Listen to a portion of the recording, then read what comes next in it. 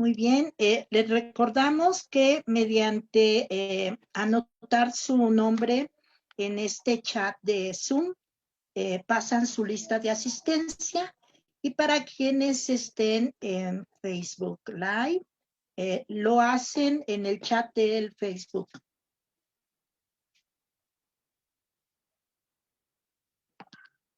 Muy buenas tardes. El día de hoy vamos a continuar con nuestro diplomado Niñez y Procesos Judiciales. Ya la sesión pasada hablábamos de las actuaciones que teníamos y hablábamos de la exploración médica.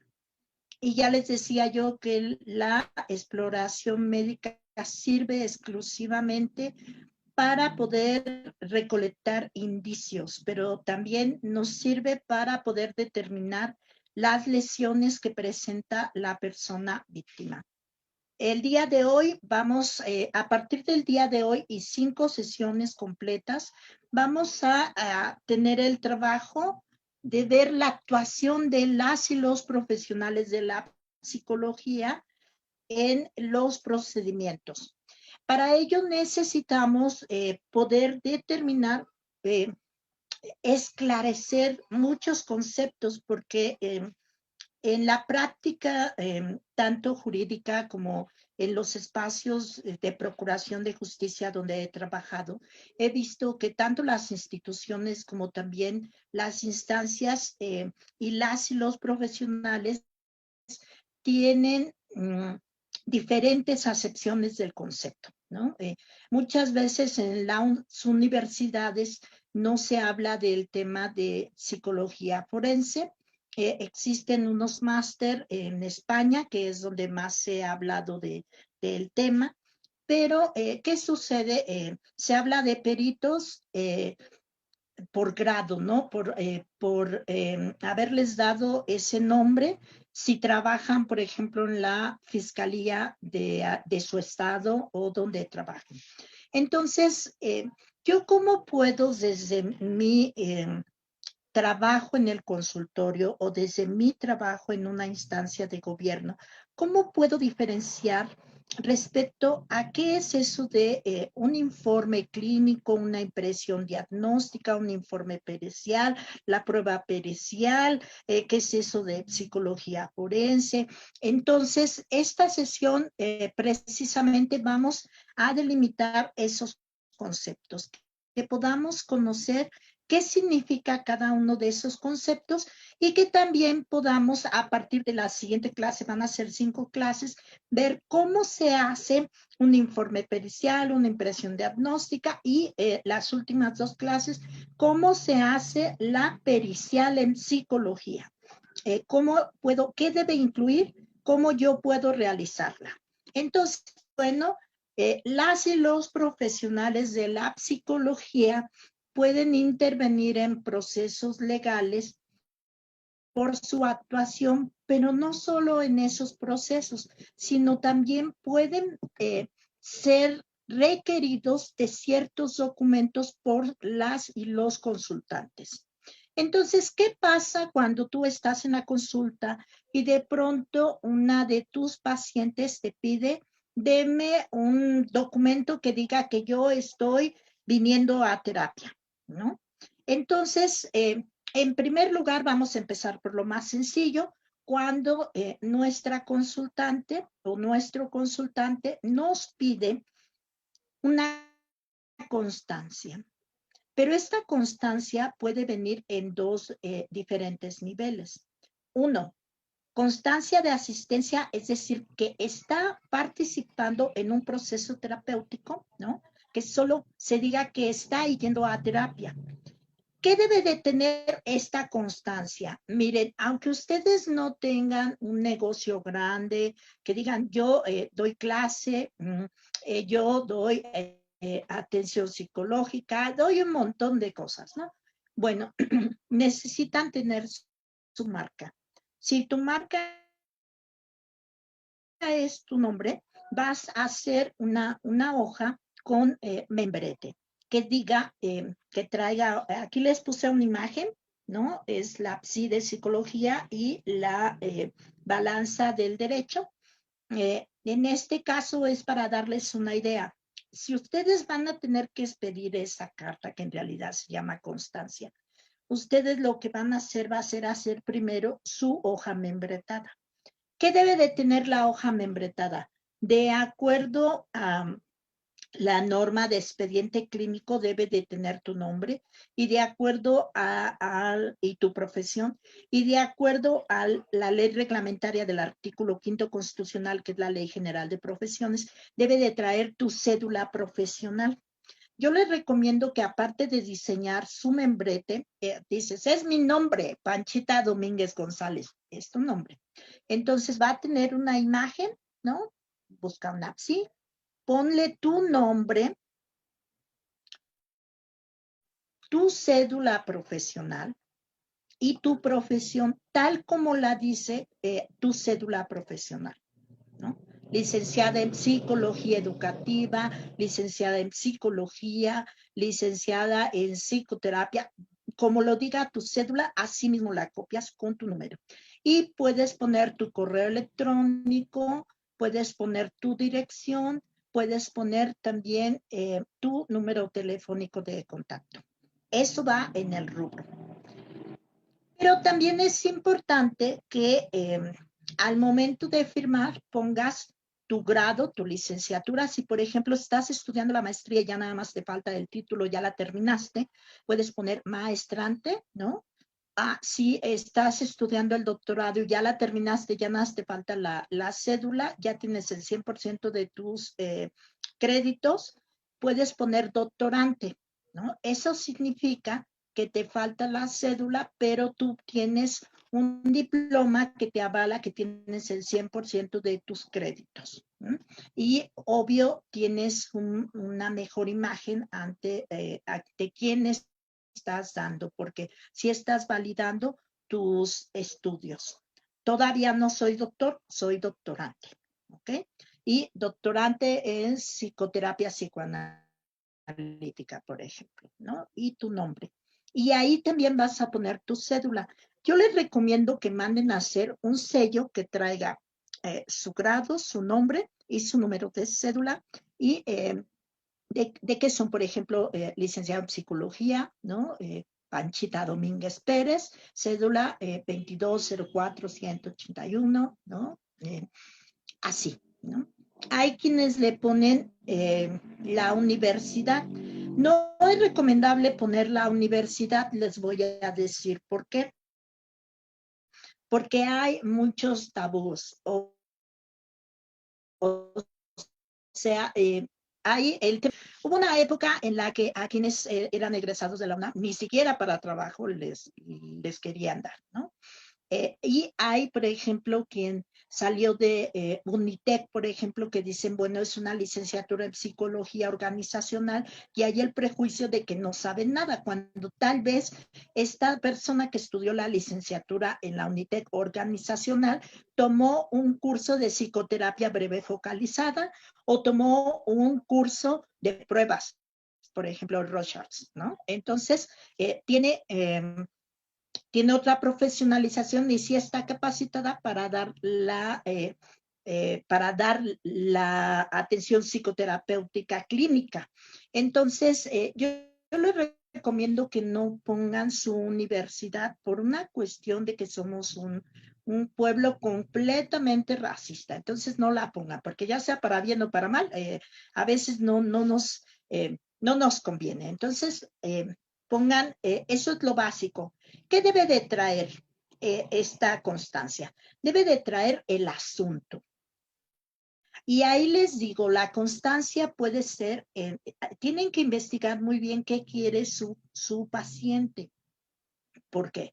Porque puede ser la constancia para que únicamente se diga que está tomando terapia, y así literal lo van a poner ustedes constancia de que asiste a terapia psicológica, ¿no? Así, nada más. O de que es paciente o de que está teniendo un tratamiento psicoterapéutico. Ahí ustedes depende de cómo quieran redactarlo. ¿no? Entonces, constancia de asistencia a terapia, ¿no? O puede ser que las personas quieren que demostrar en algún espacio que están ya llevando un proceso psicoterapéutico. Aquí es muy importante no caer como en malas prácticas. Hay ocasiones que las personas generadoras de violencia van contigo a una entrevista y dicen, ya estoy en terapia. Y sabemos que eso no es estar en terapia. Entonces, lo que tú vas a hacer de que esta persona ha acudido a una entrevista, está en el periodo de entrevista. Y esa es una constancia de que apenas acudió a una entrevista, porque si le pones que está en proceso psicoterapéutico conmigo, ¿no? Ahí es, o sea, estás validando algo que tal vez no sea cierto. Entonces, yo les recomiendo que tanto sea para asistencia como para proceso psicoterapéutico, siempre pongan cuántas lleva, ¿no? O sea, o que está en proceso terapéutico. Si ya es tu paciente desde hace 2 años, puedes poner que está en proceso terapéutico desde el 14 de enero del año 2017. Así de simple, ¿no? ¿Qué estás haciendo con eso? Demostrando que la persona está en proceso terapéutico, pero tú no te estás involucrando para demostrar más. Lo único que estás diciendo, está viniendo conmigo. En estos casos, ¿qué puede pasar si hay un conflicto jurídico o si hay una instancia que está requiriendo de ello? Por ejemplo, que en su trabajo están preguntando si va a terapia y puede ser que el trabajo esté pagando la consulta, que incluso tú tengas que dar facturas para el trabajo. Entonces el trabajo nada más te va a llamar para validar que tú seas quien les pidió esa carta. Entonces es muy importante sí poner constancia de terapia, constancia de asistencia a proceso terapéutico o poner constancia, ¿no? O la que se indica. Para que no se compliquen, pueden poner asunto, el que se indica. ¿Ok? Después van a poner la fecha. Y es muy importante que si a ustedes les empiezan a pedir estas constancias, se consigan un cuaderno específico de oficios y constancias y cartas, ¿no? A lo mejor lo van a usar 2 veces en 10 años, pero ahí ya lo tienes. Entonces, ¿qué vas a poner? Vas a poner un número que va a ser el número de oficio y diagonal, vamos a poner 001, diagonal 21, diagonal 05, que estamos hablando de que es el mes 5. Al final ponen el mes. Entonces es el número de oficio o el número de carta que están despidiendo, diagonal, el año, las 2 últimas siglas, que en este caso estamos 21, y diagonal y el número de mes. Ahorita estamos en el 05, pero se las piden en octubre, ponemos el 10. Posteriormente van a poner la fecha. Ciudad de México, Tlalnepantla, Estado de México, Tlaxcala, ponen el lugar donde se está expidiendo, la fecha y el año, incluido el día, el mes y el año. ¿A quién va dirigido? A veces sus consultantes les dicen, va a ir dirigido a tal empresa o va a ir dirigido a la escuela. A veces los niños y las niñas tienen problemas de conducta. Entonces les obligan a los padres, a las madres, que les lleven a terapia. Entonces tienen que ponerlo a quién va dirigido. Ahí le van a poner el nombre que les hayan dicho, la instancia si la tienen, ¿no? Maestra Guadalupe González Morones, Escuela Secundaria 23, El Patito Feliz o Venustiano Carranza, ¿no? Y presente. Punto y aparte. Posteriormente van a poner su nombre. Licenciada en psicología, pues, después de que ponen su nombre, por este conducto le informo que el nombre completo de tu paciente y su edad. Marianela Virginia Cuautla Hernández, de 3 años de edad, acude a terapia psicológica con la suscrita o la de la voz desde el 22 de febrero del año 2018. Así, si es solo para que acude, pero si acaba de venir a la primera entrevista, ponemos el nombre, ha venido a una entrevista psicológica.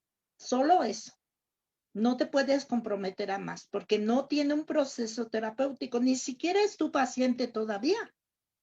Solo ha tenido una entrevista, a veces tenemos 2 o 3 entrevistas, entonces solo pon si es Panchito Domínguez Gómez que ha venido a una entrevista, ¿no?, para probable proceso terapéutico.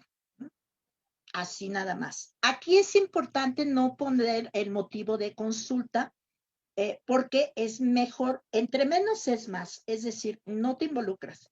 Quiero que me des una constancia de que estoy en proceso terapéutico o de que vine, así. Entre menos digas, menos te involucras. Después tienen que ya dar la despedida, ¿no? Quedando a sus órdenes en el número telefónico. Es muy valioso que pongan su número de contacto ahí, ¿no? Para cualquier aclaración. Atentamente, tu nombre completo, tu grado y tu cédula. Generalmente se debe de dar el original para el paciente o la paciente, una copia para ti y una copia, sería ese pues también el original. Entonces siempre dalos en 2 originales, ¿no? Se los das en 2 originales y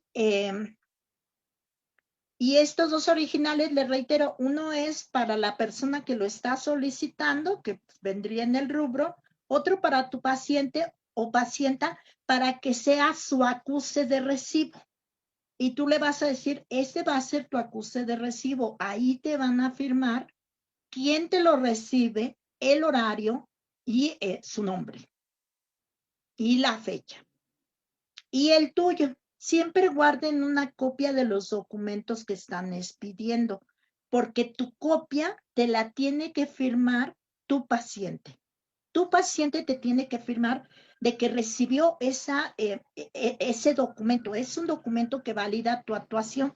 Entonces, es importante que tu paciente te lo firme a ti. Les reitero, expiden 3. La original que va a ser a la instancia que va a entregar a la que se lo está pidiendo tu paciente, con el que tú te quedas, que va a firmarte el acuse de recibido tu paciente, y la de tu paciente que la persona que lo reciba, a quien va dirigido, se lo va a firmar su acuse. Con eso tú estás teniendo ya tu archivo, ¿no? Si tienes expediente clínico, lo anexas al expediente. Si no, pues yo te recomiendo que los tengas en un folder, todas las constancias expedidas. No importa si das una cada año, no importa. Es importante que si las tengas en un lugar fijo. Por ejemplo, en el Instituto de la Mujer de Guanajuato, atendieron a una señora con unos niños, solo los atendieron en 2 ocasiones y no tenían ni siquiera el expediente porque en aquel momento había problemas, estaban haciendo el proceso. Sin embargo, la terapeuta sí dio una constancia de que los niños estaban acudiendo a terapia. Estos niños desaparecieron. Entonces fue así muy complicado, ya le estaban involucrando, que ella los había secuestrado y demás. Entonces sí es muy importante también aclarar que se expide la presente a petición de la persona interesada o a petición de la madre o a petición del padre, a petición de la abuela, ¿quién se los está solicitando? Esto es muy importante que también lo hagan. Esta constancia es un documento simple, pero es un documento que ustedes tienen el acuse de recibo de la persona que se lo solicitó, si ellos hacen mal uso del documento, ¿no? Ustedes no están diciendo algo que les comprometa. Por eso les digo, es muy importante que tomen en cuenta eso. ¿Cómo lo voy a redactar? ¿Qué es lo que voy a incorporar yo y qué no voy a incorporar? Entonces, esta constancia, les digo, ya en su cuaderno que compren, que pongan oficios expedidos, constancias expedidas y tu nombre, tu cédula. Eh, También lo pueden hacer vía electrónica, tener un archivo específico, ¿no? Yo siempre les recomiendo un cuaderno porque a veces se pierden los archivos,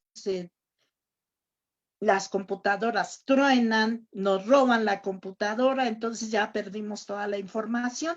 Y como son documentos con datos sensibles, sí es importante tener como el respaldo. Entonces, cómprense un cuadernito. Van a poner ahí el número de oficio, a quién fue expedido y quién lo solicitó. Así de simple. Entonces, ustedes van a tener su folder con todas las constancias que han expedido y esas constancias, les reitero, no puede decir nada que no sea cierto. ¿Cuándo empezó la terapia contigo? El 4 de enero del 2017, ¿no? Y a la fecha sigue viniendo. Si ya es una persona que acudió, sí es importante ahí sí decir cuándo inició el proceso y cuándo lo terminó. Una sesión por semana y si faltó un montón, sí poner, estuvo en proceso terapéutico, el cual inició el 7 de enero del año 2018 y concluyó el 3 de abril del 2021, asistiendo a 27 sesiones de apoyo psicoterapéutico. Si se dan cuenta, ya decimos, no, pues esa persona fue pues cada 2 o 3 meses, ¿no? ¿Por qué ponen esa especificación? ¿Por qué? Porque no pueden validar que le dieron terapia de 17 al 19 de manera constante. Entonces, sí tienen que poner ahí el número de sesiones. Por eso les recomiendo que en su agenda sí vayan anotando las sesiones, a lo mejor para fin de año vayan poniendo cuántas lleva la persona o cada mes pongan sesión 17 ya. Cuando le agendan, póngale ahí la sesión. Yo con las y los psicoterapeutas que he trabajado siempre las ponen en su sesión. Si va o no va, también ponen, ¿no? Faltó, entonces ahí le restan una, ya dicen solo tiene 16, etcétera, ¿no? Eso les va facilitando el trabajo para si un momento a otro se lo solicitan de dime si está en terapia, que también puede ser que alguna autoridad les pida y diga que informe si está en terapia. Y cuando una autoridad te lo pide, él le va a poner el nombre. Entonces, te va a preguntar que informe si Panchita Domínguez González está en terapia. Es obligación de todas y todos los profesionales dar informes a las autoridades. Ese informe solo les está diciendo, informa si está en terapia. Entonces, ese informe hace las veces de la constancia, pero la diferencia es que te la está pidiendo una autoridad. Puede ser autoridades administrativas, autoridades judiciales en menor porcentaje, pero también autoridades judiciales lo piden. Por ejemplo, en un proceso de divorcio, si yo digo que mis hijas e hijos están yendo en terapia, o en un proceso de alimentos, si yo digo que mis hijas e hijos están yendo a terapia, puede ser que se emita un oficio donde te hacen el requerimiento del informe de si están yendo a terapia y cuál es el costo si es un juicio de alimentos. Pero ese es un informe, o sea, es nada más informar lo que te está pidiendo la autoridad. No se paniquen, nada más tienen que hacer el mismo documento y presentarlo a la autoridad que se los está requiriendo. No pasa nada, solo quieren saber cuánto es lo que cobras por la terapia. No te van a echar a Hacienda, no te van, no. ¿Por qué? Porque es únicamente este informe para saber si van a terapia y cuánto cobras. Puede ser para un juicio de alimentos, generalmente. Es que yo estoy llevando a terapia a mi mamá, entonces, ¿cuánto cobran? Puede ser que también te pida este informe en materia penal, por ejemplo, ahorita que tenemos el evento del metro, que pues una señora diga, no, pues sabes qué, que yo estoy yendo a terapia, pero que me pide a mí la constancia y yo le digo, no, pues no se la puedo dar. Entonces ya puede ser que vaya a la fiscalía y la gente de la fiscalía diga, no se preocupe, por oficio se lo voy a pedir. Entonces la gente de la fiscalía vía oficio te pide que informes si está yendo a terapia, cuánto estás cobrando y tal vez te pidan un recibo, ¿no? Puedes expedir un recibo simple si te lo está requiriendo la autoridad y tal vez te pida que vayas a ratificar tu constancia, tu informe. Les recuerdo, puede ser en estos casos. Por ejemplo, cuando hay un daño civil, es que el perro del vecino me mordió. Y como ya le empecé a tener pánico a los perros, pues empecé a ir a terapia con Maggie Reina, ¿no? Y Maggie Reina me dijo, no, ¿sabes qué? Yo no doy esa terapia, vas a ir con Sandra Sotelo. Entonces, Sandra Sotelo es especialista en psicotrauma y ella me da la intervención. Pero, pues yo le digo a Sandra, oye, ¿me das una constancia? Y Sandra me dice, no, ¿sabes qué? No puedo porque no sé, ¿no? Siempre dénselas, ¿no? Entonces Sandra no le dio la constancia. Entonces inició un procedimiento civil por el daño psicológico y le pide al juez de lo civil que le solicite un informe a Sandra para que diga cuánto fue el total que pagó, cuántas fueron las sesiones, y ahí sí le va a pedir el juez en el informe que diga cuál fue el motivo de la consulta. Y ahí Sandra va a decir psicotrauma porque el perro la mordió, ¿no? El perro no puede ser sujeto de proceso penal. Entonces, cuando suceden estas conductas, se pide la reparación del daño en materia civil, ¿no? Entonces, bueno, esa sería nuestra primera actuación. Si yo le pongo de más, si yo especifico cosas, yo he visto constancias que han emitido psicoterapeutas que, por ejemplo, dicen, no, es que vino, el motivo de consulta fue que el papá le pega y hablando en primera persona. ¿Cómo es hablar en primera persona yo? ¿No? ¿No? El motivo de consulta es que su papá le pega, lo maltrata, le dice groserías, le ha hecho esto, X, Y, Z. Si tú elaboras una constancia en estos términos, tu documento se transforma inmediatamente a solo decir que está asistiendo a convertirte en testigo de los hechos. Por eso se debe, si me están pidiendo el motivo de consulta, se debe de redactar en tercera persona. Panchito Domínguez González acudió a terapia con su señora madre, Lucinda González, refiriéndonos que el motivo de consulta era ¿no? Ya. Ahí ya tú estás revirtiendo, pues, el motivo a la madre, ¿no? Y ya en el proceso tú te vas a dar cuenta si realmente el perro le mordió, si no le mordió o qué pasó, ¿no? Es muy importante ahí sí, yo les recomiendo no redactar más, o sea, ustedes cuando emitan sus constancias de asistencia y si es de proceso, cuándo inició, cuándo terminó y cuántas sesiones acudió, ¿no? Así de simple. Si no les piden el motivo de consulta, no lo pongan. Solo se los pueden pedir para un proceso civil de reparación del daño. Y ahí se los van a especificar. Es muy importante que ustedes sí tengan la precaución de leer bien qué les están pidiendo, ¿no? Y a sus pacientes, a sus consultantes, también pregúnteles qué es lo que desea, ¿no? ¿Quieres que diga que viene solo a la terapia? ¿Quieres que diga cuántas veces has venido? ¿Para qué la quieres? ¿Para dónde es? Etcétera. Yo les recomiendo solo poner que están asistiendo al proceso psicoterapéutico y cuántas sesiones lleva, ¿no? O desde cuándo inició, cuándo terminó y cuántas sesiones se concluyeron. Solo eso. Entonces, muy bien, con eso terminaríamos como la primera actuación que nos pueden pedir escrita a las y los profesionales de la psicología. Podemos también intervenir como testigas o testigos.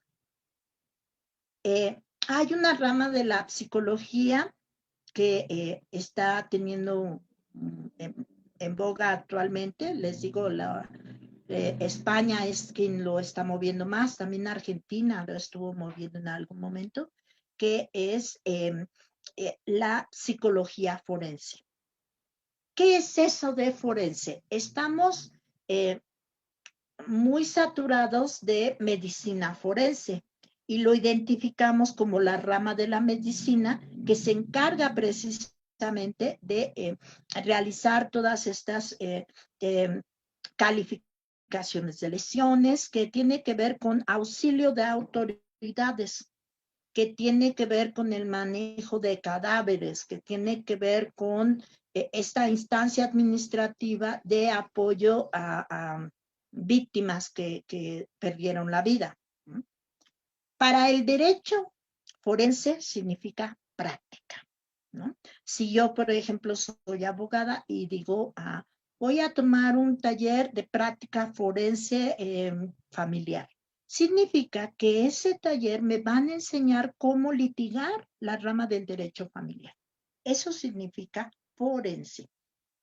Entonces, bueno, esta práctica de psicología forense, pues fue impulsada sobre todo por profesionales de el derecho, de la medicina y de la psicología. No fue una rama de la psicología que fuera impulsada por profesionales de la psicología. Recordemos que antes de la psicología teníamos la medicina y la especialidad en medicina de psiquiatría, ¿no? En medicina forense. Cuando nace la psicología, se empieza a ver que hay elementos de la psique de las y los consultantes que no nos puede responder ni la psiquiatría ni la medicina. Entonces es cuando se empieza a popularizar la materia de psicología. ¿Quiénes la empiezan a trabajar? A partir de los años 70, que ya había la posibilidad de todos estos movimientos de mujeres, que ya la liberación femenina, que ya el divorcio ya tiene otras causales, empieza a utilizarse la psicología para poder demostrar las causales de divorcio respecto a la violencia, a el daño que se estaba cometiendo. Y tenía que ver en materia familiar para poder saber quién iba a tener la custodia, la patria potestad de las niñas y niños. Recientemente se ha utilizado mucho en materia familiar, en materia de alimentos, para poder demostrar cuál es el monto de el apoyo psicológico que demanda el apoyo psicológico y que es parte de la pensión alimenticia. Ya vimos cuáles son los rubros de alimentos y este iría en el tema de salud. Tiene que ver con salud mental. Entonces, nos van a pedir que demostremos cuánto cobramos, ¿no? Para poder ampliar el monto de los alimentos. Por ejemplo, yo llevé a un caso en el cual el señor manifestaba que él daba de alimentos un porcentaje, daba cierta cantidad de dinero, pero que en este momento él es dueño de un Uber, entonces decía, los viajes de Uber han reducido, entonces yo en este momento le voy a dar 2,000 pesos a la señora porque son 2 niños, 2,000 pesos al mes, ¿no? Eh, el abogado redacta su demanda, pero al momento de demostrar los gastos, mete tickets del SAMS, de que eran 6,000 pesos por mes más o menos, y metió de 6 meses, metía sí, un mes del SAMS, otro del Costco, y decía, es que esto es lo que gasto en despensa, ¿no? Eran muy altos porque metía cigarros, metía también cervezas, vino, llantas, o sea, metía de todo, ¿no? Eh, Cuando llevamos un proceso de alimentos, sí tenemos la precaución de checar cada uno de los tickets. Pero él metió también que llevaba a su hija apoyo psicológico y su hija iba 3 veces por semana. El costo de cada sesión era de 350 pesos. 350 pesos por sesión y 3 veces por semana, pues son 1,050 pesos. Son 4 semanas al mes, mínimo eran 4,200 solo de la terapia. Y él quería dar 2,000 pesos. Es que ya también trabaja y 2,000 pesos, ¿no? Pues hicimos la cuenta y ya cuando pusimos de habitación, comida, vestido, asistencia médica, y en asistencia médica incorporamos la salud mental, los 4,200, y aparte dijimos, y tales meses tienen 5 semanas, entonces aumentale los 350, ¿no? Y educación, etcétera. Bueno, el señor tuvo que llegar a arreglo y dio 18,000 pesos, que estábamos pidiendo 25. La usuaria me dijo, ay, que me dé 5,000 pesos y ya. Bueno, el abogado dijo, bueno, de 25 bájemelo a 18 y ya.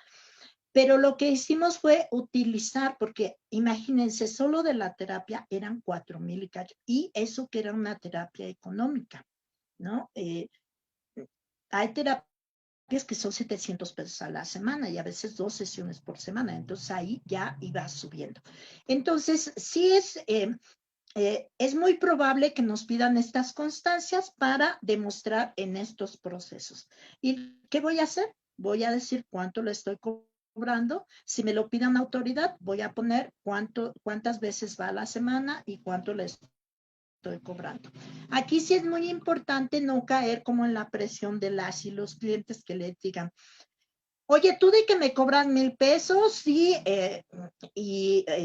porque la verdad es que necesito más. No, tú pon lo que tú cobras.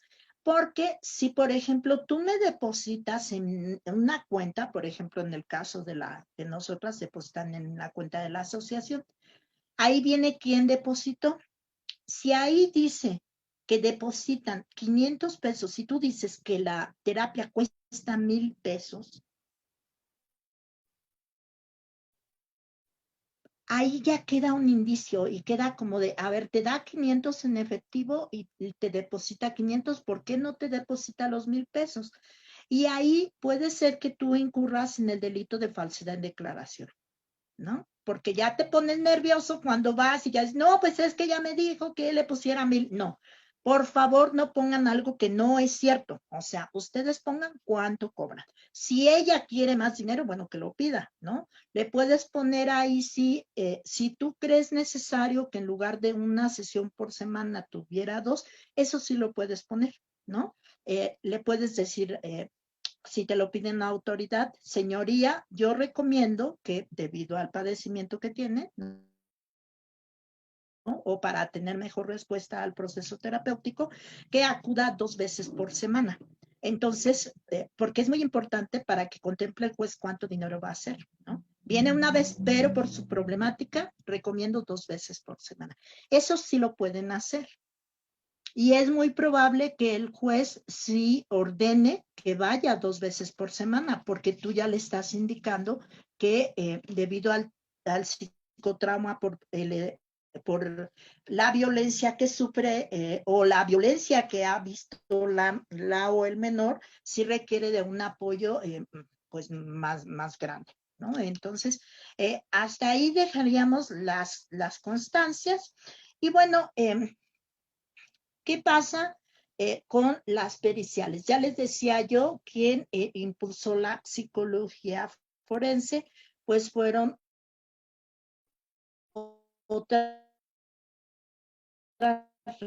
ramas, no precisamente la actividad de esta ciencia.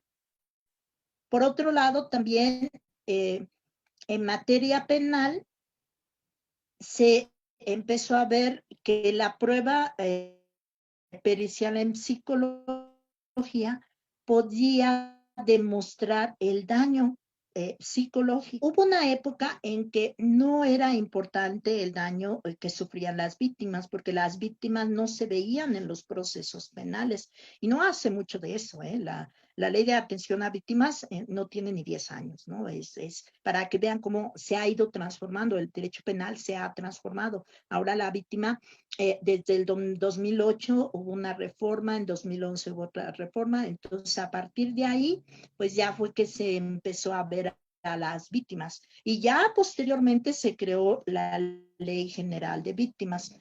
Pero antes sí había esta pericial en psicología, tuvo mayor fortaleza en la Ciudad de México, por ejemplo, con la reforma que hubo en el año de 1989, sobre todo en delitos sexuales, y ahí se empezó a trabajar más. También nacieron los centros de atención a víctimas, el CAB y el CTA de la Procuraduría de la Ciudad de México, Cariba, ¿no? Esos centros. Y posteriormente se crearon centros de atención a víctima en la mayoría de los estados. Y se empezó a ver que necesitábamos de estas pruebas periciales en psicología para poder ver el daño psicológico que presentaban las personas. Antes de ello, desde que el derecho es derecho, se usaban peritos en psiquiatría y peritos médicos, sobre todo para el tema de incapacidad. O sea, yo quería demostrar la incapacidad de una persona y quien lo demostraba eran profesionales de la medicina. Actualmente siguen siendo profesionales de la medicina, pero incluso se están incorporando las pruebas en psicología de profesionales de psicología que nos pueden dar cuenta de, puede ser que la persona tenga un padecimiento psiquiátrico, por ejemplo, que sea esquizofrénico. Es un caso real. Determinaron que era una persona incapaz,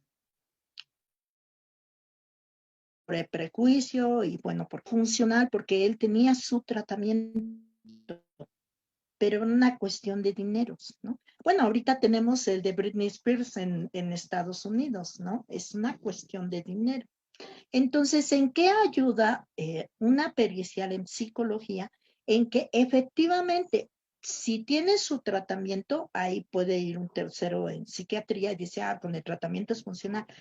Pero en cuanto a cómo, a su comportamiento, en cuanto a si puede ser nocivo para otras, eso no lo responde la psiquiatría, nos lo va a responder la psicología. Cómo actúa, cómo funciona en su entorno, ¿no? Si le va a ayudar a estar con sus hijas e hijos, por ejemplo, en el caso de Britney Spears, ¿no? Creo que ahí sí se tiene que manejar desde más integral, ¿no? O sea, paradójicamente le está haciendo más daño no tener a sus hijos e hijas que tenerlos, ¿no? El no tener su dinero, porque en este caso en Estados Unidos, pues sí fue total. O sea, el juez ordenó que no tuviera ningún acceso a sus cuentas, que no tuviera acceso a nada. Sin embargo, sí es incapaz para tener su dinero, pero no es incapaz para que el padre la siga, pues explotando y haciendo que se presente. O sea, sí se puede presentar. Y ahí es donde es importante el sentido común. Creo que ahí hay mucho dinero de por medio. Y por otro lado, pues también el tratamiento psiquiátrico, pues la tiene sedada, ¿no? Entonces, sí podría ganarse, pero sí requiere también de este pericial en psicología, ¿no? Entonces, bueno, con esto podemos ver la importancia de la prueba pericial en psicología, no solo para procesos jurídicos, sino también eh, mm, no solo para procesos jurídicos del derecho penal, del derecho familiar, del derecho laboral, por ejemplo, para ver el daño que se está causando, ¿no?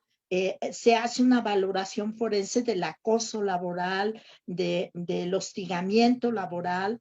En el caso del mobbing, por ejemplo, que no está contemplando en ninguna ley, el mobbing es la violencia laboral que no es con fines sexuales. Es esa de que te pongo apodos, de que te excluyo, ¿no? Es esa de molestar, pues. Entonces, esta valoración forense de esta violencia también se usa en materia laboral. En el derecho civil, ya les decía yo, para la valoración del daño, ¿no? También ver el origen del daño psíquico, porque puede ser que yo sea la dueña del perro, ¿no? Entonces, pues yo contrato un abogado que el abogado va a decir, bueno, sí, el niño fue mordido por el perro, pero el, el niño ya traía el daño porque lo corretearon los perros de la abuela y todos sabemos que lo mordieron hace 10 años, ¿no? Entonces, cuando tenía 3 años, hasta vimos cómo lo agarraba y le arrancó un pedazo, no sé. Entonces, también sirve esta valoración para el daño psíquico, ¿no? Para ver el origen de ese daño psíquico. Si se dan cuenta, tienen un campo de oportunidad bien grande porque todas las partes pues van a, este, a requerir sus servicios, ¿no? En materia de cambios de personalidad, de diagnóstico de daño psíquico, por ejemplo, para demostrar la incapacidad de las personas, puede ser que el cliente te pida que tú des una pericial para o una impresión diagnóstica. Ahorita les hago la diferencia entre informe e impresión. Que des una impresión diagnóstica, que des una pericial para que apoye su dicho, ¿no? Sí, efectivamente, tiene periodos de ausencia, pero es funcional en tales, ¿no? ¿Y cómo se puede ver? Bueno, si tiene su tratamiento debidamente administrado, eso, ¿no? Eh, También se puede dar un peritaje en la evaluación de secuelas que pudiera tener una persona por accidentes. Por ejemplo, ahorita con las víctimas del metro es las secuelas que tienen por el accidente y cómo impactó en su salud mental, pero también de sus familiares, ¿no? O sea, eso es muy importante que también se maneje porque de pronto el impacto que está ocasionando no solo en la víctima, sino en los y las familiares y en la población en general, ¿no? Si yo de pronto vi la noticia y vi el carro aplastado y un día antes había estado en ese mismo lugar estacionada, empiezo a tener, pues, efecto, me da miedo, tiene un impacto y empiezo a sufrir de que no pude dormir o ese día me dormí 10 horas y a los días siguientes no he podido dormir porque hay el miedo, hay un psicotrauma ahí. Entonces, para estas víctimas indirectas, ¿no? También, ¿cómo se está tratando este daño? Entonces, sería necesario que el gobierno pensara en una línea de apoyo que respondiera no solo a las víctimas, sino a estas víctimas indirectas que también el mirar la noticia les ocasionó un impacto en su salud mental, ¿no? Entonces, también para eso serviría la proveeduría de servicios y también, bueno, el poder demostrar cuál ha sido ese daño. No es lo mismo la persona que se murió su papá, que ni se hablaban, a la señora que se murió su hija, que era la que la proveía y ahora sí que su hija consentida, ¿no? Ya ven que dicen las y los papás de que no tienen consentidos, ¿no? Entonces dicen, oye papá, ¿por qué quieres más a mi hermano? ¿No? ¿Por qué dices eso? Si mi campeón lo trato igual que a ti, ¿no? O sea, igualito, ¿no? Entonces, claro que el impacto para esta familia, pues es diferente. Entonces, esta valoración del daño psíquico también nos ayuda la y los profesionales en psicología, ¿no? Dice Josefina, ya está funcionando esa línea de atención a víctimas del metro. Sí, está funcionando a partir de la CEA, pero solo para víctimas que son familiares. No está funcionando para todo mundo. O sea, de hecho, hasta te preguntan el nombre de la víctima directa, ¿no? Eres familiar de Ana Karen, eres familiar de José Luis, eres familiar de... Si no eres familiar, no te están dando el apoyo. ¿Por qué? Porque no se ve el daño hacia afuera, pues, ¿no? Y ahorita hay mucha gente que tiene miedo, ni siquiera se quiere subir al metro, ¿no?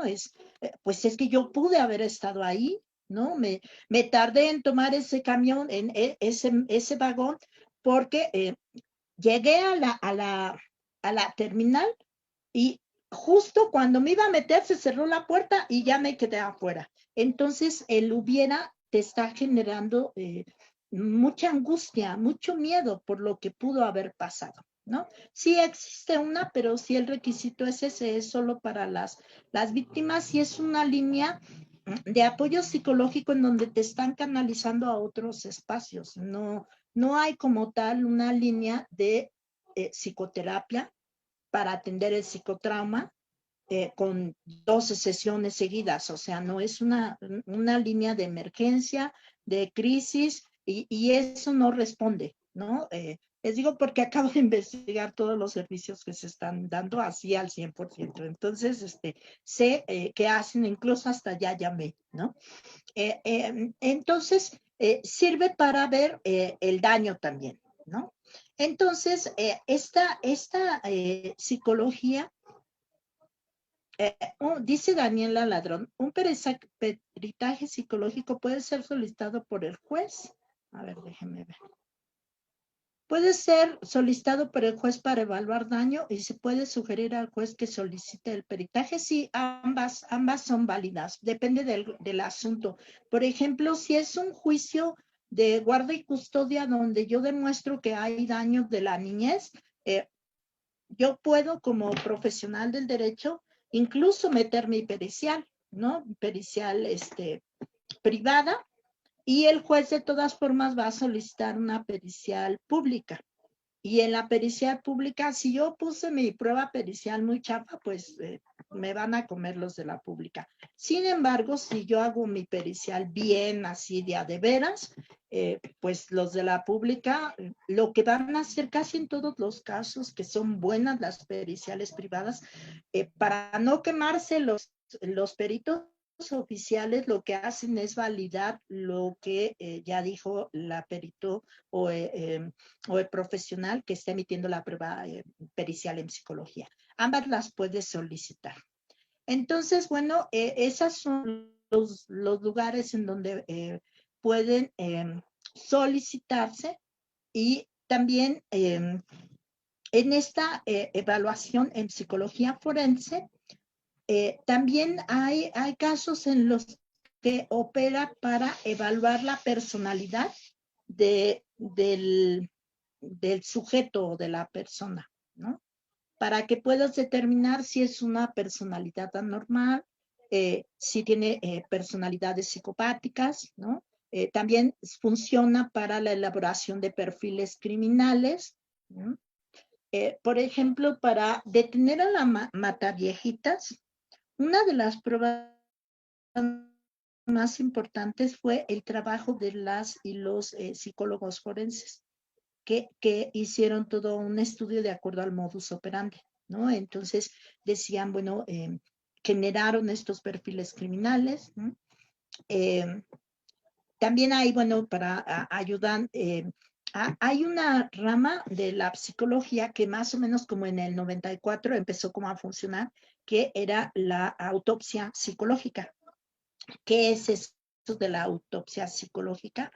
Bueno, la autopsia psicológica, la premisa básica es de hacer una autopsia, así dígase, un estudio de cómo sucedieron, qué llevó a esa persona a privarse de la vida, ¿no?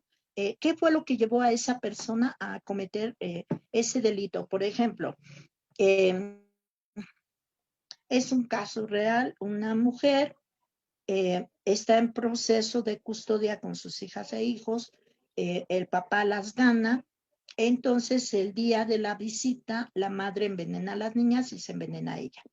Eh, la autopsia psicológica ayudó como para poder atender cuál había sido el móvil que había eh, sido el prioritario para que ella privara de la vida a sus hijas, ¿no? Incluso en ese caso hubo un profesional de antropología, otro de tecnología, hubo una profesional experta en perspectiva de género, derechos humanos, en violencia, porque efectivamente pues no tenía salida esta mujer, ¿no? O sea, ya había intentado todo, ya no tenía recursos y no había sido suficiente, ¿no? Ya había perdido la custodia de sus hijas. Sabemos que podía haber funcionado o podía haber reaccionado de otra forma, ¿no? Sin embargo, esta autopsia psicológica funcionó y apoyó precisamente la validación del dicho de la usuaria, ¿no?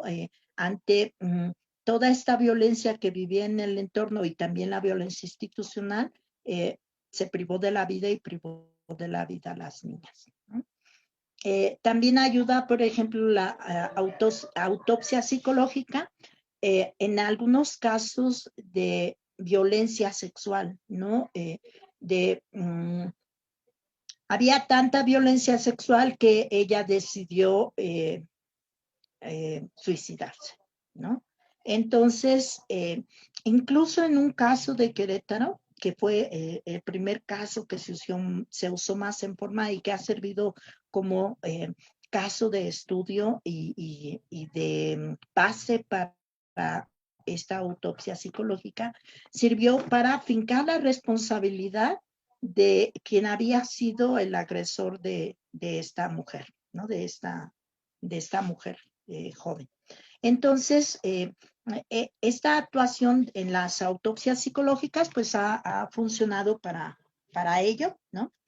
Y independientemente de las constancias que emitimos, también tenemos otros nombres, ¿no? De documentos que podemos expedir. Entonces, tenemos en primer lugar la impresión diagnóstica. Nos dicen, tienes que elaborar una impresión diagnóstica del paciente Panchito Domínguez González. ¿Qué es una impresión diagnóstica? Es precisamente la acción, el documento que recoge la acción del profesional en psicología de la evaluación de la personalidad del sujeto o la sujeto de estudio, ¿no? Impresión diagnóstica. Tú le vas a hacer una entrevista, tú le vas a hacer una prueba y vas a decir, este es mi diagnóstico, esta persona tiene esto. Eso es una impresión diagnóstica.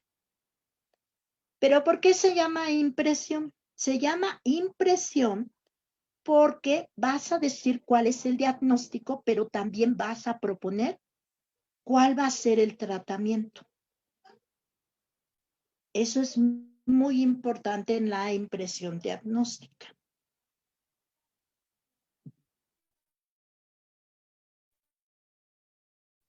Tú vas a decir una y cuál es el tratamiento sugerido.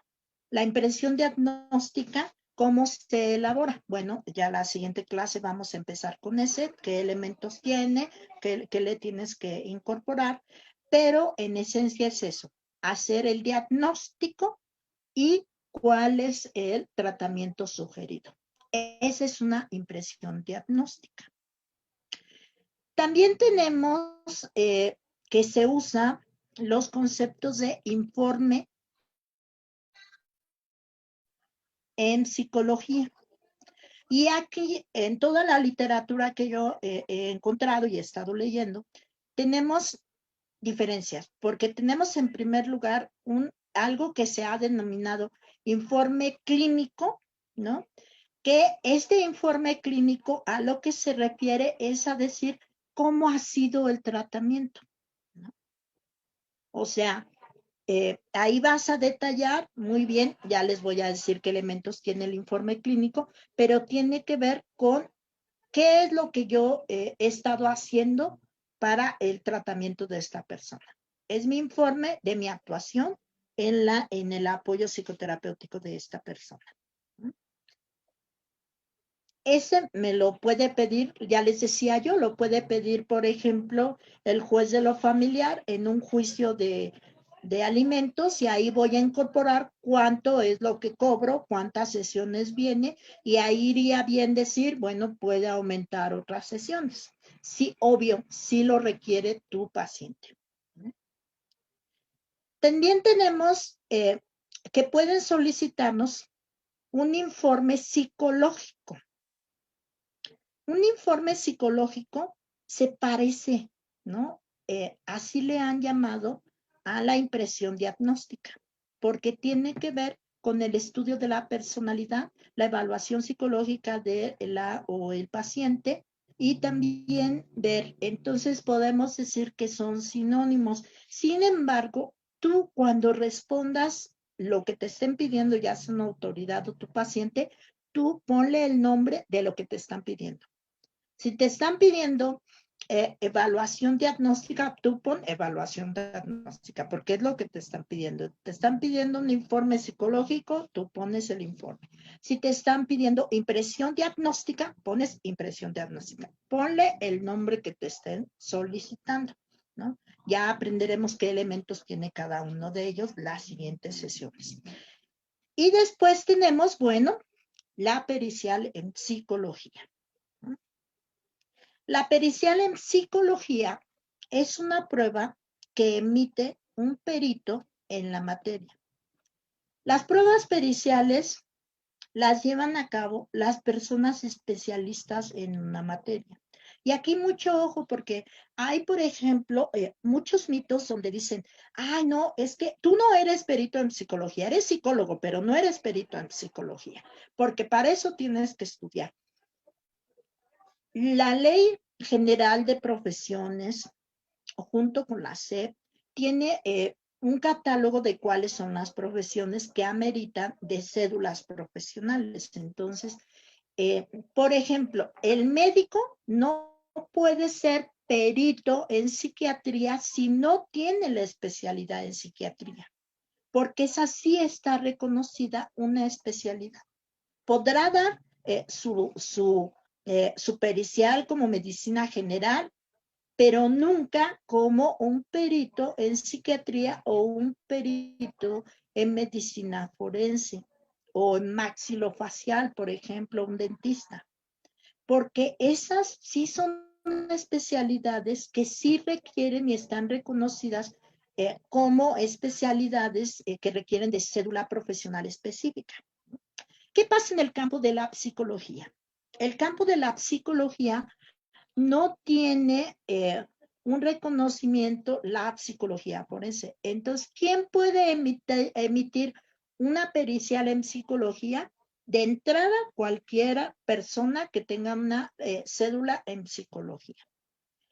Sin embargo, sabemos que hay gente que no puede hacerlo. ¿Por qué? Porque estudió en tal escuela donde nunca vieron pruebas, en donde no puedo hacer el estudio de la personalidad, en donde no tengo herramientas como para poder validar mi dicho con alguna prueba.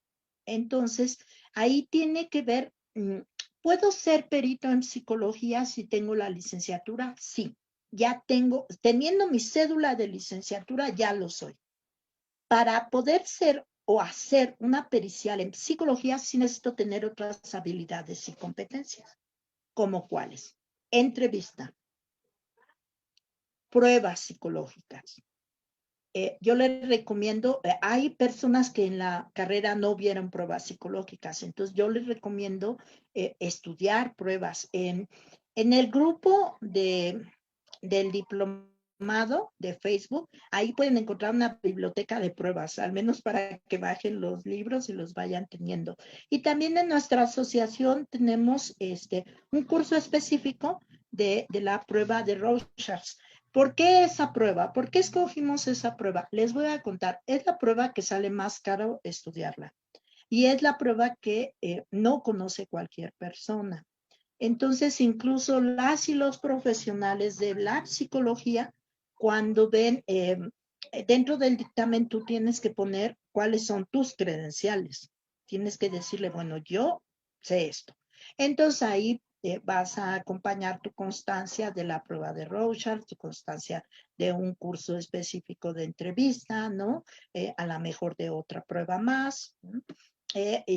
Por ejemplo, si te animas a la constancia de este curso, pues obvio tienes una especialización, digamos, una constancia de niñez y procesos jurídicos, ¿no?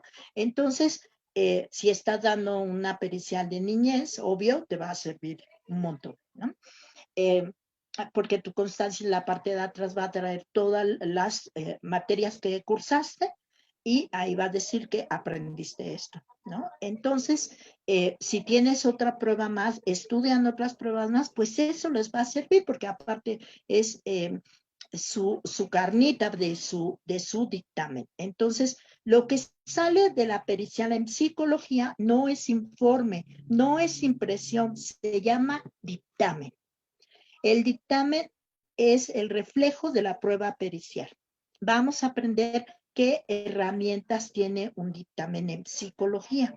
Entonces, este dictamen en psicología, pues, va a ayudar a las partes, va a decir cuál es la situación de la persona consultante y si es un dictamen que te pide tu paciente, ahí hay que ver cuál es el pedimento de ese paciente que quiere demostrar y la o el profesional del derecho te dirá qué es lo que quiere demostrar.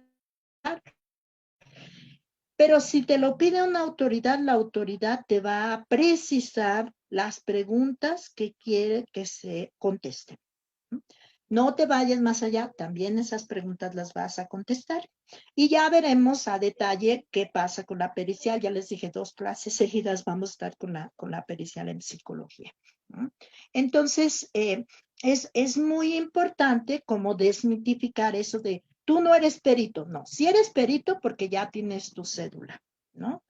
No tenemos una especialidad para periciales. Incluso quien haya estudiado el máster en psicología forense en España, eso le da puntos porque nos habla de que tiene una serie de habilidades y competencias pues más grande que las otras personas.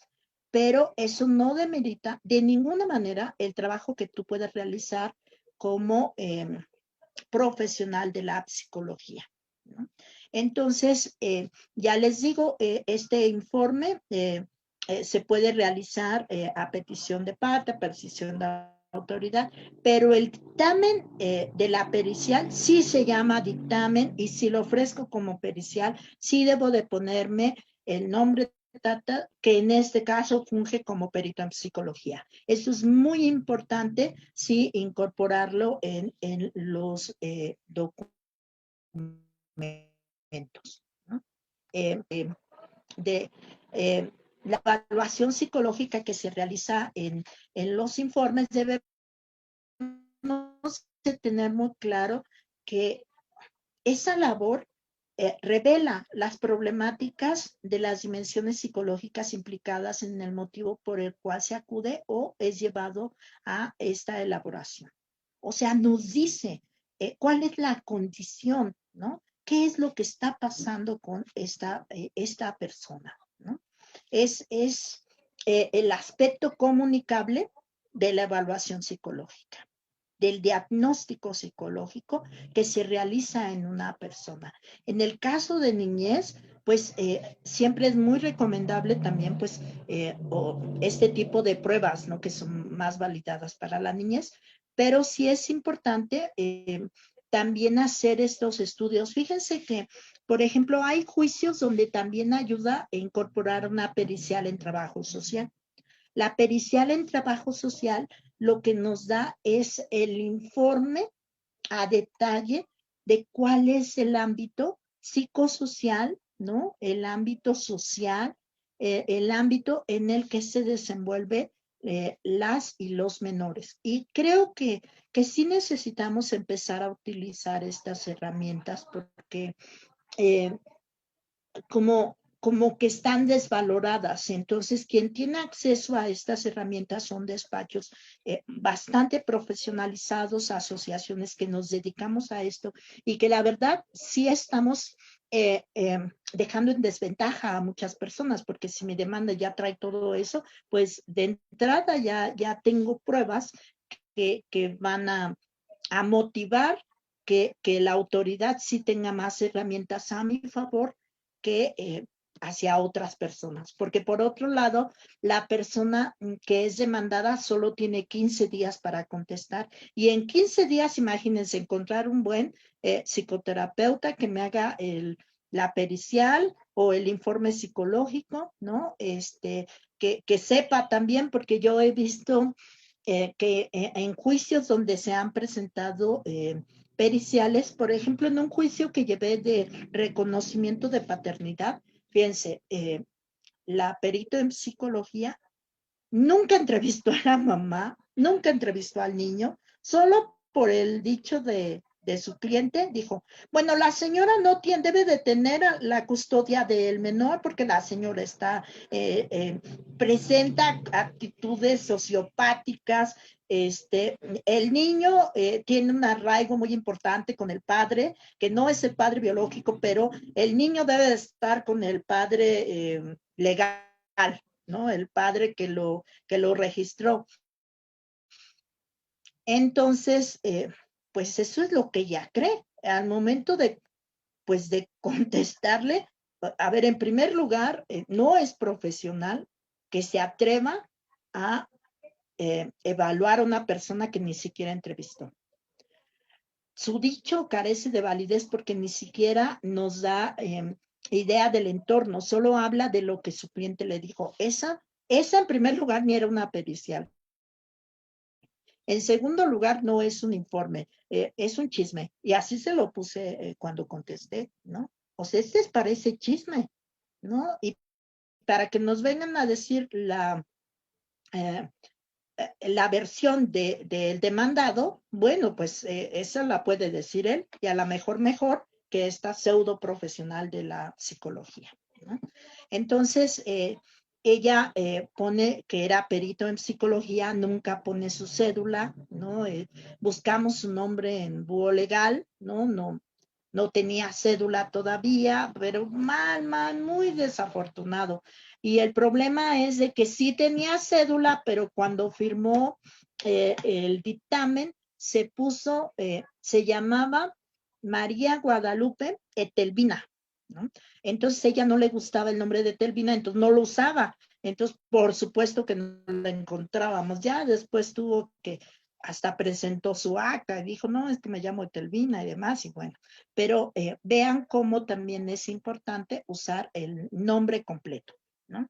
Entonces, bueno, esta peritación o este peritaje, pues lo que nos dice es, eh, ¿qué pasa con el estado psicológico de la persona, ¿no?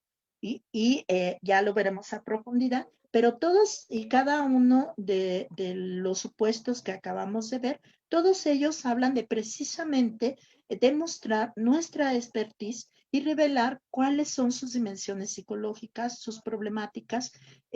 También nos revelan cuál es la situación, qué es lo que puede pasar, qué es lo que sí puede mejorar, qué es lo que no puede mejorar, ¿no?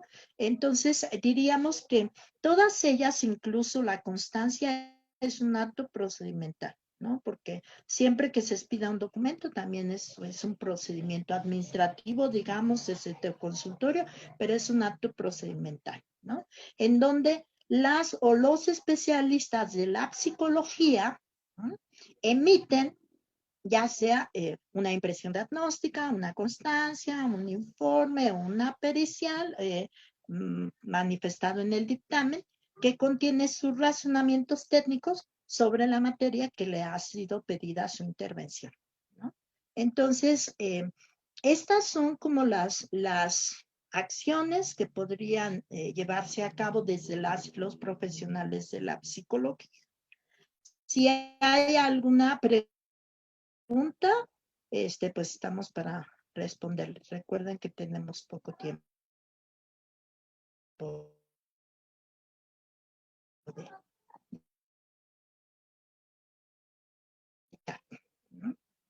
La ética es bien importante y tiene que ver no con una fundamentación, sino con aspectos que nadie te tumbe, ¿no? O sea, si tú dices, esa señora no puede hacer, por ejemplo, en un caso de incapacidad, si tú validas que ella no puede valerse por sí misma, pues, y sí puede hacerlo, pues ahí no hay ética, ¿verdad? Entonces, sí, tiene que argumentarse, pero aquí sí es importante, cada uno de lo que vamos a ver, los informes y también compañeros. Obvio, recuerden algo muy importante. Quien va a leer estos documentos no somos profesionales de la psicología en la mayoría de los casos. Bueno, en este caso yo sí, pero a quien va dirigido no son profesionales de la psicología. Y uno de los errores más grandes que se comete es que usan muchos técnicos, ¿no? Aspectos técnicos. Entonces, si usan muchos conceptos técnicos, pues ni el juez les va a entender, ni los abogados les van a entender.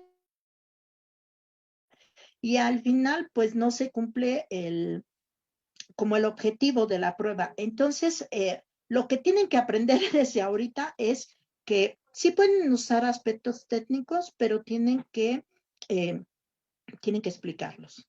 Esto significa tal. Porque si no pasa, por ejemplo, hay conceptos médicos que, que pues nadie entiende, ¿no? O sea, yo llego a la consulta y me dicen, a ver, Nelly, tienes gastroenteritis coleriforme, ¿no? Entonces yo así, ¿cuándo me comí ese gato enterito con uniforme, no? O sea, porque ni entendí nada, ¿no? O por ejemplo, conceptos legales donde dice, ya previne a sus hijos, ¿no? Ay, qué bueno, porque no habían desayunado. Cuando prevenir es una sanción verbal de que si lo vuelven a hacer, se les va a fincar un juicio de reproche. O le dices a la usuaria, es que todavía los autos no llegan al juzgado. Oiga, ¿y qué necesitaba un Uber o algo cuando los autos es el expediente? Entonces, en la psicología, pues sí tienen técnica, tienen conceptos técnicos que se podría malentender. Entonces, es recomendable en todas estas comunicaciones, ya sea la que fuera, ¿no? La pericial, incluso la misma constancia, eh, pues sí, explicar. Me dicen que si hay formatos, ¿no? Dice Noemí, ¿por qué pacienta? ¿No?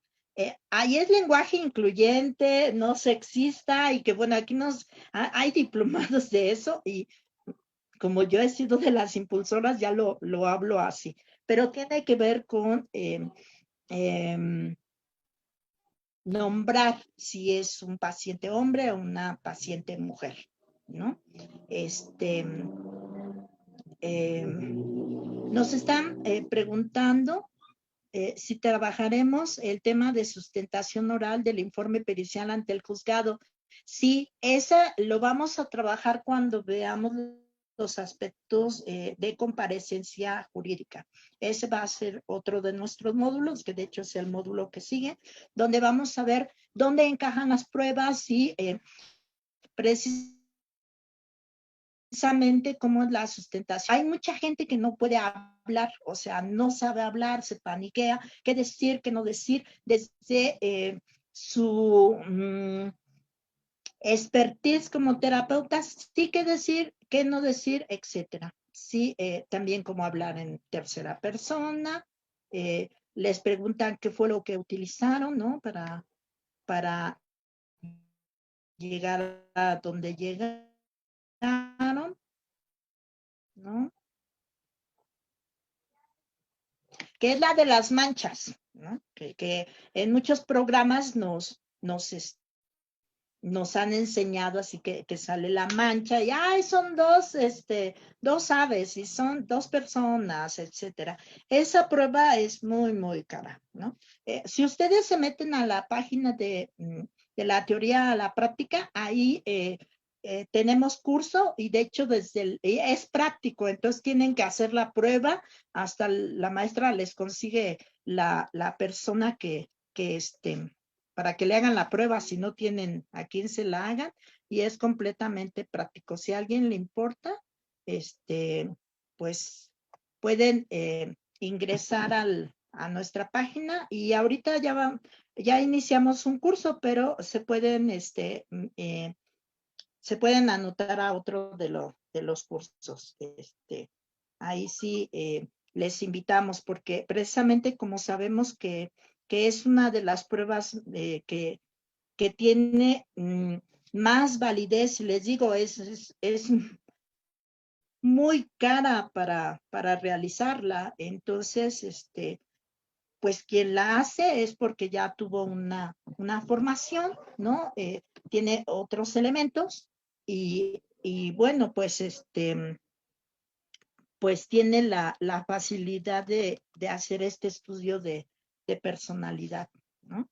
Ahí se las pongo, ¿no? Es eh, la de las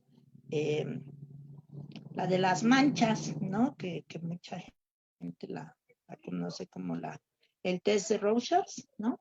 Y bueno, pues sería tener habilidades y competencias, ¿no? Una buena entrevista también es la base.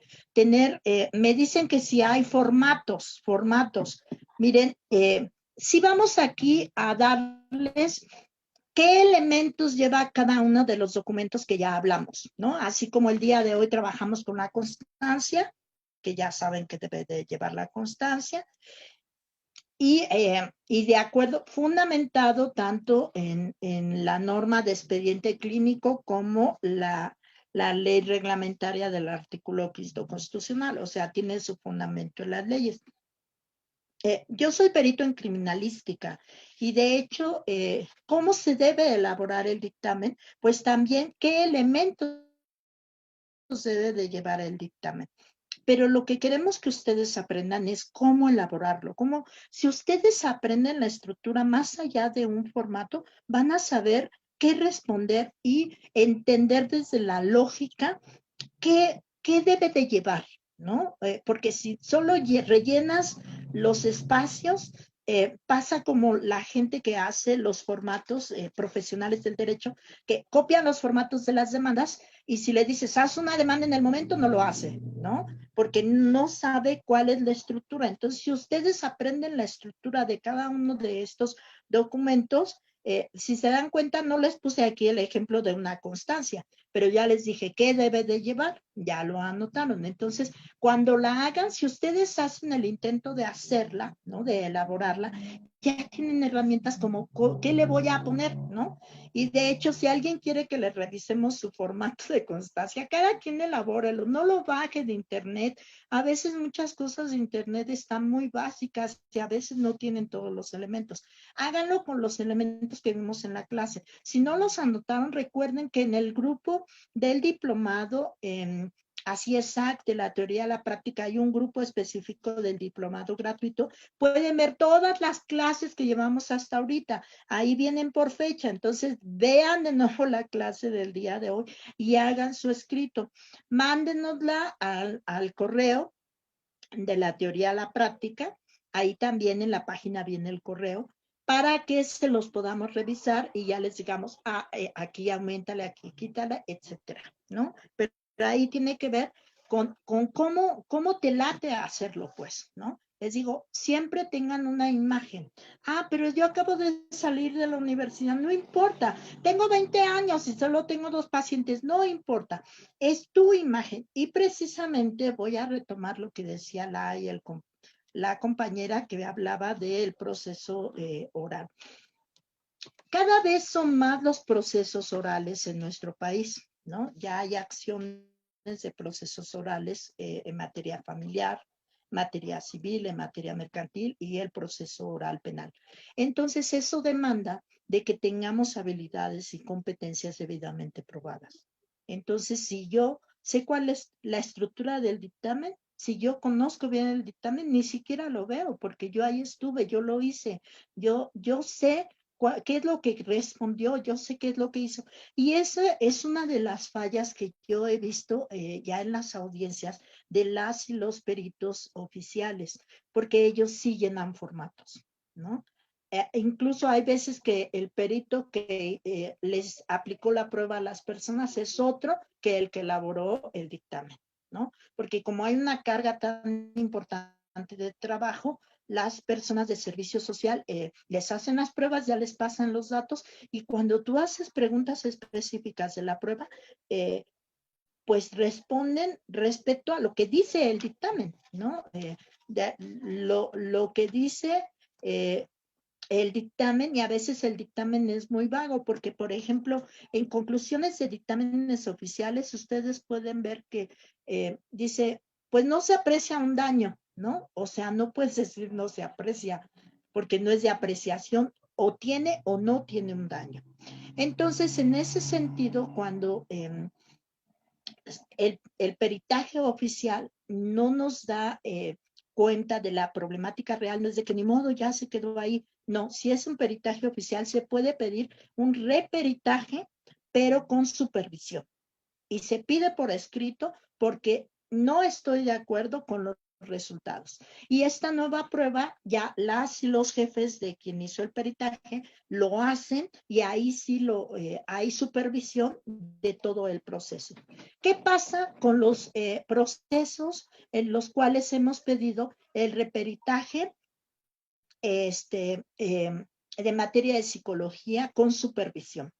En todos los casos se ha modificado el primer peritaje, ¿no? Eso de manera común lo hemos hecho. Sin embargo, no se hace. De hecho, nos decían en la Fiscalía del Estado de México que es la primera vez que lo tenían que haber hecho. Y en la Ciudad de México nos decían, es la segunda vez que veo que se hace algo así, ¿no? Entonces, ¿y quién más lo había hecho? Nuestra misma asociación la ocasión anterior, ¿no? ¿Cómo se llama el grupo? El grupo se llama Diplomado Gratuito. La página es en Facebook, ahorita se las anoto aquí. Facebook.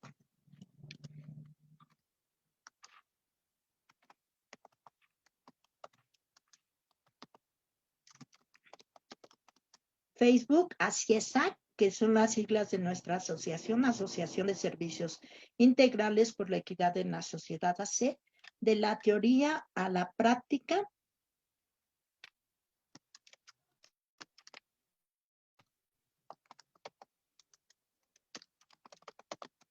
Y ya cuando entras a esa página, buscas el grupo, porque tenemos varios grupos. Ustedes van a encontrar grupos de psicoterapia breve focalizada, que por cierto el 29 abrimos un curso donde aprenden la técnica de la psicoterapia breve focalizada. Ya lo abrimos el 29 de agosto. Ya con la beca les salen 2,500 pesos todo el curso, con materiales de apoyo y la constancia. Es pedida por la Universidad de Chile y la OMS. Ya cuando se meten a este grupo van a encontrar, a esta página de Facebook, van a encontrar varios grupos, van a encontrar FOBAM, van a encontrar de otras instancias con las que hemos trabajado y van a encontrar ahí el grupo del Diplomado Gratuito Niñez y Procesos Jurídicos. Ese diplomado, ahí van a encontrar todas las clases que llevamos ahorita del diplomado. Pueden poner en el chat, recuerden quienes no han registrado su asistencia, pueden registrarla ahí.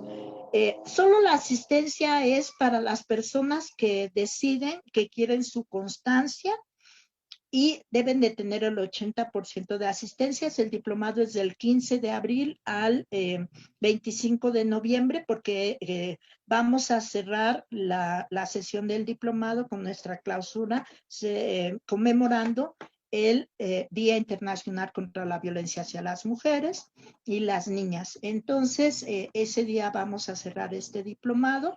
Se les hará la entrega de las constancias a quienes así deciden eh, tenerla. ¿Cuál es el costo? Eh, eh, es de la teoría a la práctica, lo anoté mal. Práctica. ¿Cuál es el costo de la constancia de este diplomado? La cuota de recuperación es de 500 pesos mexicanos. Entonces, bueno, pues con eso terminamos nuestra sesión del día de hoy y espero que puedan ver sus clases, anoten ahí su nombre, y para quienes están en las sesiones de cómo lo pueden pagar, también en la página de